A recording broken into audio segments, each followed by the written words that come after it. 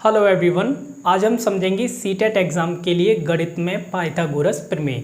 तो एक important topic है, छोटा सा टॉपिक है जिससे संबंधित आपके सीटेट एग्ज़ाम में 3 से 4 क्वेश्चन पूछे गए हैं, यानी एक क्वेश्चन पूछ लिया जाता है। तो आप जान लीजिए कि ये पाइथागोरस प्रमेय क्या होती है, साथ ही इसको लेकर सीटेट एग्ज़ाम में किस तरह से क्वेश्चन पूछा जाता है, तो वो मैं आपको इस वीडियो में बताऊँगा। साथ ही हम इस सीटेट एग्ज़ाम में पूछे गए क्वेश्चन को भी सॉल्व करेंगे। तो चलिए समझ लेते हैं पाइथागोरस प्रमेय क्या होती है। और छोटा सा टॉपिक है, सिंपल टॉपिक है, आप समझ जाओगे आसानी से। तो देखिए पाइथागोरस प्रमेय ये एक प्रमेय होती है। सबसे पहले पाइथागोरस प्रमेय के बारे में एक पॉइंट जान लीजिए कि पाइथागोरस प्रमेय समकोण त्रिभुज में लगती है। अब ये समकोण त्रिभुज क्या होता है, तो देखिए कोणों के आधार पर हम कुछ प्रकार पढ़ते हैं त्रिभुज के, तो उन्हीं में से होता है एक समकोण त्रिभुज। तो समकोण त्रिभुज वो त्रिभुज होता है जिसका एक कोण 90 अंश का होता है। तो कैसा दिखेगा हमारा समकोण त्रिभुज, इस तरह से।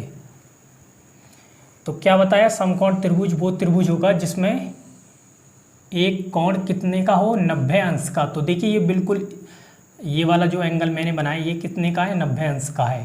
तो ये क्या है हमारा समकोण त्रिभुज। तो इसी पर लगती है क्या, पाइथागोरस प्रमेय। ये है हमारा समकोण त्रिभुज। इसका हम नाम दे देते हैं, ये वाला पॉइंट मान लीजिए ए है और ये बी है और ये सी। तो समकोण त्रिभुज में पाइथागोरस प्रमेय लगती है। अब देखिए दूसरी भाषा में ये होता है, मैं आपको बताऊं पाइथागोरस प्रमेय क्या होती है। देखो ये जो मैंने आपको समकोण त्रिभुज बनाया है, इसमें एक विशेषता होती है, इसमें एक प्रॉपर्टी होती है।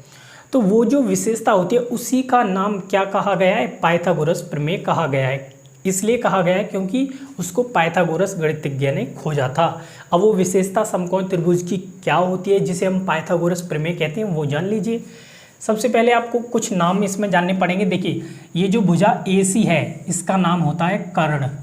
ध्यान देना, ये जो भुजा है ये वाली, इसमें इसको कहते हैं कर्ण। और जो भुजा AB है इसका नाम होता है आधार, क्योंकि ये आधार पर है।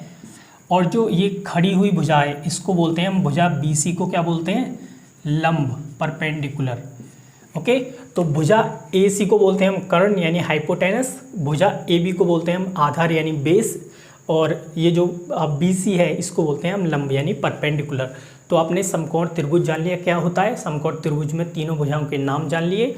अब समकोण त्रिभुज में मैंने बताया इसकी एक विशेषता होती है जिसको हम पाइथागोरस प्रमेय कहते हैं। क्या होती है वो विशेषता, विशेषता ये होती है कि ये जो कर्ण होता है, ये जो भुजा AC है यानी कर्ण का स्क्वायर अगर आप करोगे, देखिए ये कुछ लंबाई होगी, तो कर्ण का अगर आप स्क्वायर करते हो तो ये किसके बराबर होता है, ये बराबर होता है आधार के स्क्वायर के प्लस लंब के स्क्वायर के बराबर। यही होती है हमारी पाइथागोरस प्रमेय।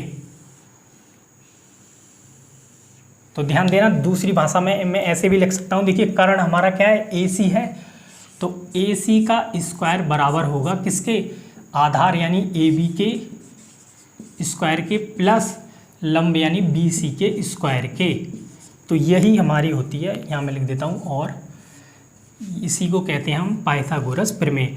तो ये एक विशेषता होती है हमारे समकोण त्रिभुज में जिसे हम कहते हैं पाइथागोरस प्रमेय। क्योंकि ये जो आपको दिख रहा है ना, ये जो लिखा है ये पाइथागोरस नाम के गणितज्ञ थे, तो उन्हीं के नाम पर इसको पाइथागोरस प्रमेय कहते हैं।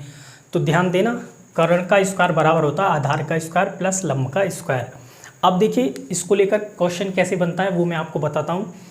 एक क्वेश्चन ऐसे बनता है कि आपको 3 भुजाएँ दी जाएंगी, ओके, और कहा जाएगा कि बताइए ये समकोण त्रिभुज बनाएंगी या फिर नहीं। तो ये आप कैसे बताओगे कि समकोण त्रिभुज बनाएंगी या नहीं, आपको देखना है उनमें से जो सबसे बड़ी भुजा होगी उसका स्क्वायर बाकी की अन्य 2 भुजाओं के स्क्वायर के योग के बराबर आना चाहिए।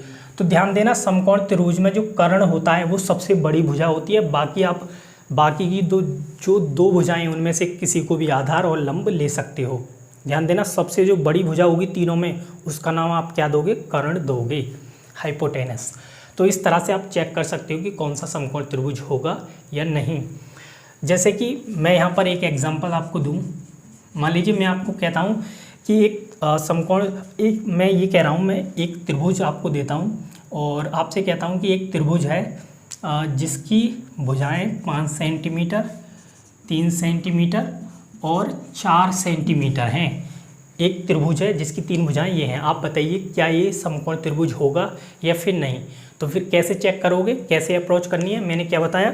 सबसे पहले आपको चेक करना है कि ये समकोण होगा या नहीं। उसके लिए आपको क्या करना है, उसके लिए आपको देखना है कर्ण का स्क्वायर बराबर आधार का स्क्वायर प्लस लंब का स्क्वायर। तो कर्ण कौन सा लेना है, जो दी हुई भुजाएं उनमें जो सबसे बड़ी हो। तो 5, 3, 4 में कौन सा बड़ा है, 5। तो ये हो गया हमारा, हम इसको मानेंगे कर्ण, मानेंगे। ओके, बाकी को आप कुछ भी ले लेना, इसको आधा ले लो, इसको परपेंडिकुलर यानी लंब ले सकते हो। अब आपको क्या करना है, अब आपको देखना है कि कर्ण का स्क्वायर बराबर आधार का स्क्वायर प्लस लंब का स्क्वायर है या नहीं। अगर ऐसा है, होता है तो समकोण त्रिभुज हो जाएगा, और नहीं है तो फिर नहीं होगा। तो मैं कर्ण का स्क्वायर करता हूँ, 5 का स्क्वायर बराबर 3 का स्क्वायर प्लस 4 का स्क्वायर। तो देखिए ये दोनों साइडें बराबर आनी चाहिए, तो 25 हो जाएगा ये 5 का स्क्वायर, इधर देखिए 9 और प्लस ये 4 का स्क्वायर 16 हो जाएगा। तो इधर देख सकते हैं आप 9 + 16 कितना जाएगा, 25। तो दोनों साइडें बराबर आ गई।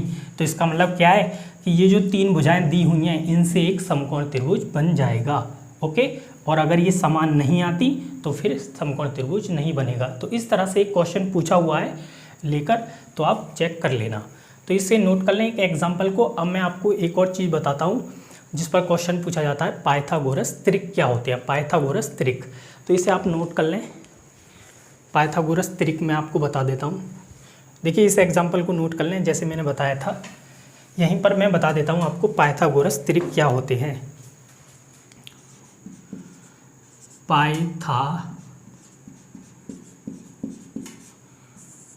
पाइथागोरस त्रिक। तो ध्यान देना, पाइथागोरस त्रिक में क्या होता है कि आपको 3 संख्याएं दी जाएंगी, 3 मापें दी जाएंगी किसी त्रिभुज की। तो वो पाइथागोरस त्रिक होंगी यदि वो पाइथागोरस प्रमेय का पालन करेंगी। मतलब उनमें से जो बड़ी भुजा है उसका स्क्वायर बाकी की 2 भुजाओं के स्क्वायर के योग के बराबर होना चाहिए। तो ऐसी जो 3 मापें होंगी उसी को हम बोलेंगे पाइथागोरस त्रिक। तो ध्यान देना, मान लीजिए 3 भुजाएं A, B, C हैं, तो ये पाइथागोरस त्रिक होंगे यदि A का स्क्वायर बराबर हो जाए B का स्क्वायर प्लस C का स्क्वायर, जहाँ A जो है वो सबसे बड़ी भुजा है, B और C से बड़ी है। ध्यान देना, कौन सी लेनी है कर्ण, मैंने अभी बताया था जो तीनों में सबसे बड़ी हो, तो उसका स्क्वायर बराबर होना चाहिए बाकी की जो 2 भुजाएं उनके स्क्वायर के योग के। तो ऐसा अगर ये दोनों बराबर आती हैं साइडें तो वो पाइथागोरस त्रिक होंगे, और अगर नहीं आती हैं बराबर तो पाइथागोरस त्रिक नहीं होंगे। तो ये नोट कर लीजिए। ये अब हम क्वेश्चन सॉल्व करते हैं। ये तो ये सीटेट एग्ज़ाम में पूछे गए इस क्वेश्चन को हम सॉल्व करते हैं। देखिए इसे पढ़िए, ये वैसे पेपर 2 में 19 पूछा गया क्वेश्चन है। इसमें क्या क्या बोला गया है कि निम्न में कौन सा पाइथागोरस त्रिक नहीं है। तो आपको बताना है कि ये जो 4 ऑप्शन दिए हैं इनमें से कौन सी संख्याएं पाइथागोरस त्रिक नहीं बनाती हैं। तो मैंने क्या बताया, कैसे चेक करोगे पाइथागोरस त्रिक। आपको देखना है कि जो 3 संख्याएं दी हुई हैं उनमें से सबसे बड़ी संख्या लेनी है, उसका वर्ग करना है, और जो बाकी की बची हुई 2 संख्याएँ हैं वो उनके वर्ग के योग के बराबर आना चाहिए। अगर ऐसा होता है तो पाइथागोरस त्रिक होंगे, और नहीं होता है तो नहीं होंगे। तो यहाँ पर आप देखोगे ए ऑप्शन, इसमें सारे ऑप्शन आपको चेक करने पड़ेंगे क्योंकि पता नहीं कौन सा होगा कौन सा नहीं। तो क्या करोगे, जैसे 8, 15 और 17 इसको हमें देखना है कि ये पाइथागोरस त्रिक होगा या नहीं। तो आपको क्या करना है, सबसे बड़ी संख्या लेनी है। तो सबसे बड़ी संख्या क्या है, 17। इसका स्क्वायर किसके बराबर आना चाहिए, बाकी की जो बची हुई संख्याएं उनके स्क्वायर यानी वर्ग के योग के बराबर। तो 8 का वर्ग करना है प्लस 15 का वर्ग करना है। अब आप देखिए ये बराबर आता है या नहीं। तो 17 का होता है 289, 8 का होता है 64 और 15 का होता है 225। तो 289 बराबर ये आ जाएगा, देखिए 289 ही आ जाएगा, यानी ये बराबर आ रहा है। तो ये संख्याएं जब दोनों साइडें बराबर आ जाएंगी तो ये हमारा पाइथागोरस त्रिक हो जाएगा। इसी तरह से सी ऑप्शन चेक करिए, ये भी पाइथागोरस त्रिक होगा और डी भी पाइथागोरस त्रिक होगा।